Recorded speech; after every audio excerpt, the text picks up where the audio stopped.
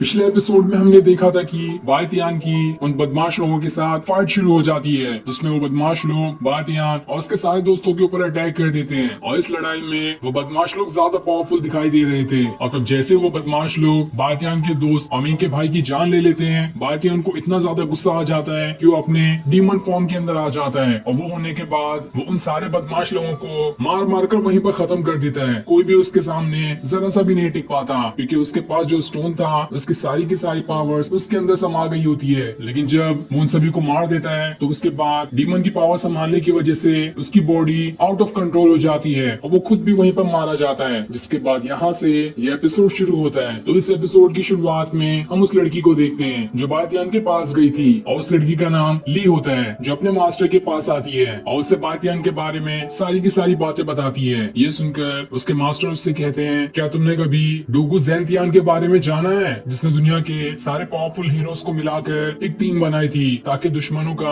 और डीमन का खात्मा कर सके। इसलिए उसे मार्शल सेंट का टाइटल दिया गया था। साथ ही डूगू फैमिली के पास एक ऐसा स्टोन भी है जिसके अंदर काफी सारी पावर्स मौजूद है। लेकिन अब वो डूगू फैमिली दुनिया से बचकर रहती है, क्योंकि उनकी फैमिली पूरी तरह से खत्म होने की कगार पर आ चुकी थी। इसलिए उन्हें दुनिया से साइड होकर रहना पड़ा। लेकिन अब जबकि बायतियन की पावर सबके सामने आ चुकी है और लोगों को ये मालूम पड़ चुका है कि डूगू फैमिली कहाँ पर रहती है, तो वो जरूर उनके पास आएंगे ताकि उनसे जबरदस्ती वो पत्थर छीन सके। लेकिन अगर वो पत्थर किसी गलत इंसान के हाथ में लगा तो पूरी दुनिया में तबाही आ सकती है। इसलिए तुम्हें एक काम करना होगा, और मैं जानता हूँ कि तुम वो काम के बारे में समझ चुकी होगी कि आगे से तुम्हें क्या करना है। जिस पर ली भी कहती है, आपको टेंशन लेने की जरूरत नहीं है, मैं पूरी तरह से समझ चुकी हूँ कि आगे क्या करना है मुझे, और मैं कोई भी गड़बड़ी होने बिल्कुल भी नहीं दूंगी। अब ली वहाँ से बायतियान के घर पर आती है, जहाँ पर उसके फादर मिंग के भाई के ऊपर एकदम ज्यादा गुस्सा हो रहे होते हैं, क्योंकि उसी ने आकर उन्हें ये खबर दी थी कि बायतियान हमें बचाते हुए मारा जा चुका है। ये देखकर तो ली भी एकदम घबरा जाती है कि बायतियान के फादर के पास भी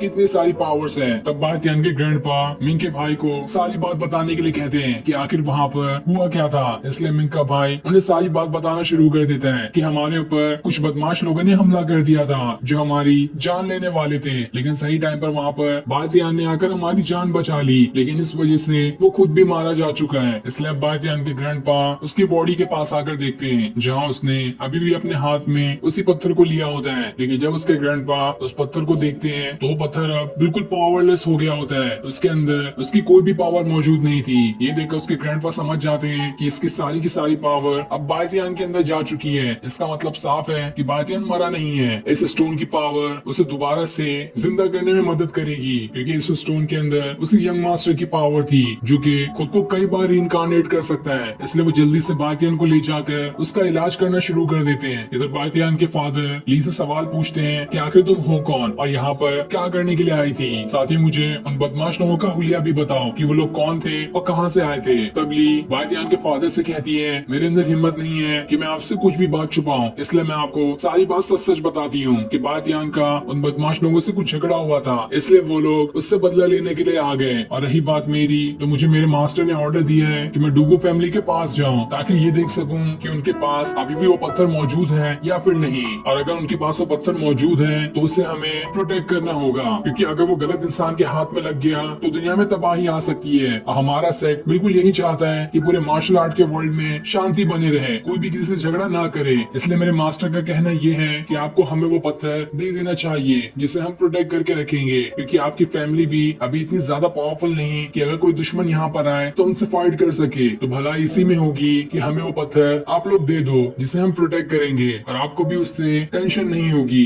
ये सुनकर तो बायतियान के फादर को एकदम ज्यादा गुस्सा आ जाता है। वो उनसे कहते हैं, तुम्हारे मास्टर को क्या लगता है कि हमारी फैमिली किसी के सहारे पे चलेगी? हमारे पास इतनी ताकत नहीं कि हमारे एंसेस्टर के दिए हुए स्टोन को हम प्रोटेक्ट कर सके। किसी की हमें कोई जरूरत नहीं है, चली जाओ यहाँ से, वरना मुझसे बुरा कोई भी नहीं होगा। जिसके बाद वो पूरे गुस्से के साथ उसके ऊपर अटैक करने उसी की तरफ बढ़ना शुरू कर देते हैं। लेकिन जैसे वो उसके ऊपर हाथ उठाते हैं, इससे पहले वहाँ पर बायतियान के ग्रैंडपा आ जाते हैं, जो बायतियान के फादर को रोक लेते हैं और उन दोनों से कहते हैं, बायतियान मरा नहीं है, वो कुछ दिनों के अंदर होश में आ जाएगा। ये सुनकर तो दोनों की दोनों एकदम हैरान थे कि आखिर बायतियान जिंदा कैसे है। साथ ही उनकी खुशी का तो ठिकाना भी नहीं रहता। ग्रैंडपा कहते हैं, बायतियान को अब कोई टेंशन लेने की जरूरत नहीं है, उसके अंदर अब इतनी ताकत आ चुकी है कि वो तो अब कभी मर ही नहीं सकता। वो खुद तो नहीं मर सकता, साथ ही दूसरे मरे हुए लोगों को जिंदा भी कर सकता है। लेकिन अभी उसके अंदर जितनी पावर है उसकी बॉडी उस पावर को संभालने के लायक नहीं बनी है, इसलिए हमें थोड़ा ध्यान देना होगा ताकि वो खुद की बॉडी को भी इतना ज्यादा ताकतवर बना पाए जिस वजह से वो अपनी स्टोन की जितनी भी पावर थी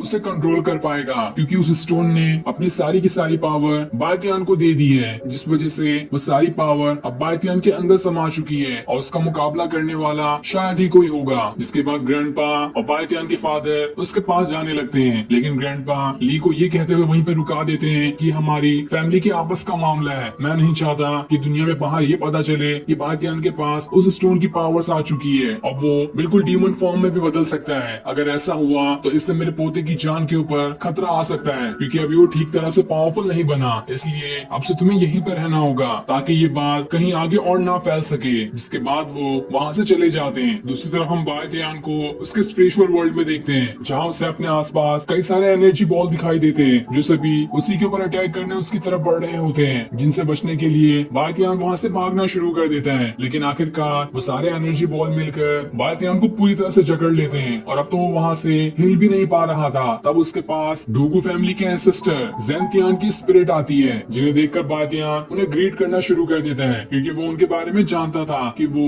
उसी की फैमिली के एंसेस्टर हैं। वो उनसे पूछता है आखिर ये कौन सी जगह है और मैं यहाँ पर आकर कैसे फंस गया। तब ज़ेंतियान उसे बताते हैं तुम्हारे पास जो स्टोन था उसकी सारी की सारी पावर तुम्हारी बॉडी के अंदर जा चुकी है, इसीलिए तुम मरते मरते बच गए हो और अभी तुम अपने स्पिरिचुअल वर्ल्ड के अंदर पहुंच चुके हो। लेकिन अभी तो मैं खुद भी नहीं जानता कि आखिर मेरी पुरानी मेमोरीज कहाँ चली गई। मुझे पुराना कुछ भी ठीक तरह से नहीं याद है, बस मैं इतना जानता हूँ कि मैं डूगू फैमिली का एंसेस्टर हूँ और मैं अब एक सोल बन चुका हूँ। मेरे साथ पहले क्या हुआ था मैं कुछ भी नहीं जानता, और जब तक मेरी मेमोरी पूरी तरह से मेरे पास नहीं आ जाती तब तक मैं शायद तुम्हारी उतनी मदद भी नहीं कर पाऊंगा। तब बायतियान उनसे कहता है क्या आप मुझे अपनी थोड़ी सी पावर दे सकते हैं ताकि मैं इस स्पिरिचुअल वर्ल्ड से अपने रियल वर्ल्ड में जा सकूं। तब ज़ेंतियान कहते हैं तुम तो अभी ठीक तरह से होश में भी नहीं आए हो, तुम्हारी बॉडी इतनी सारी पावर्स को संभालने के लायक नहीं है। मैंने अगर तुम्हें और पावर दी तो हो सकता है कि तुम कभी भी होश में ना आ पाओ, और तब भी अगर तुम इतनी जिद्दी कर रहे हो तो मेरी एक शर्त है, यहाँ पर तुम्हें जितनी भी एनर्जी बॉल दिख रही है उसमें से 3 को पकड़कर तुम्हें उसकी पावर अपनी बॉडी के अंदर डालना है। अगर 3 को तुमने ठीक तरह से अपने अंदर डाल लिया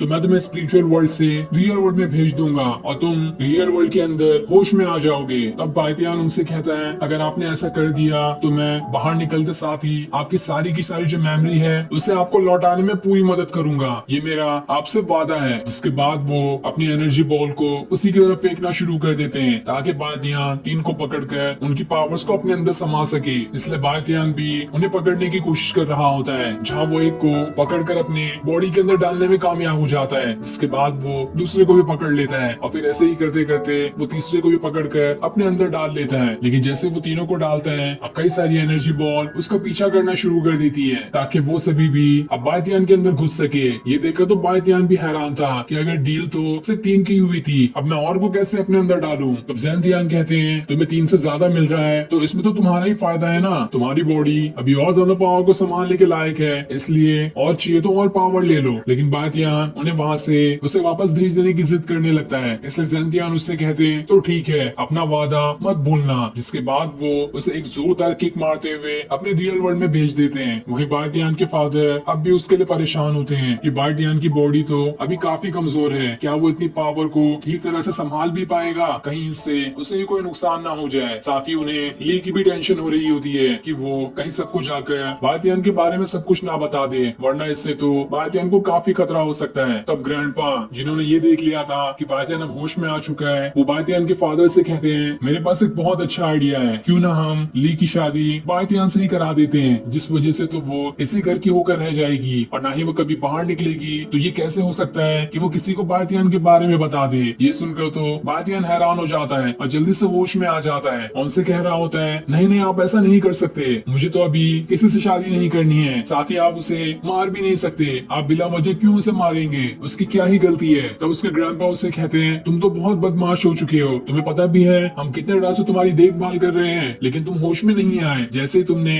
लड़की का नाम सुना जल्दी से होश के अंदर आ गए। तभी वहाँ पर बायतियान की माँ भी आ जाती है जो उसे देखकर काफी ज्यादा खुश होती है और उसे गले लगा लेती है। अब हम कुछ दिनों बाद का सीन देखते हैं जहाँ पर बायतियान और ली आपस में बातें कर रहे होते हैं, जहाँ बायतियान ली से कह रहा होता है क्या सारे के सारे डीमन बुरे ही होते हैं, क्या कोई डीमन अच्छा नहीं होता, मुझे तो पूरा डीमन बिल्कुल भी नहीं बनना है। जिस पर ली कहती है ये तो तुम्हारे दिल के ऊपर ही डिपेंड करता है तुम जो सोचोगे वैसे ही बन जाओगे। अगर तुम बुरा सोचोगे तो बुरे डीमन बनोगे, अगर अच्छा सोचोगे तो हो सकता है कि तुम अच्छे इंसान बन जाओ। जिसके बाद वो उसे वही स्टोन दिखाती है और उसे दिखाते हुए कहती है, देखो ये स्टोन अब अपनी पूरी पावर्स खो चुका है, अपनी पावर्स का इस्तेमाल करते हुए इसे पुराने जैसा कर दो। लेकिन बातियान कहता है, मैं ये नहीं कर सकता क्योंकि इसकी की सारी पावर अब खत्म हो चुकी है जो कि मेरे अंदर आ गई है। लेकिन ली को तब भी डर लग रहा होता है कहीं इससे भी लेकर कोई इससे कुछ गड़बड़ी ना कर दे, इसलिए वो उसे अपने पास रख लेती है। साथ ही वो अपनी स्वॉर्ड बातियान को दिखाते हुए ये कहती है कि तुम अगर डेविल बनने के बाद किसी भी मासूम इंसान की तुमने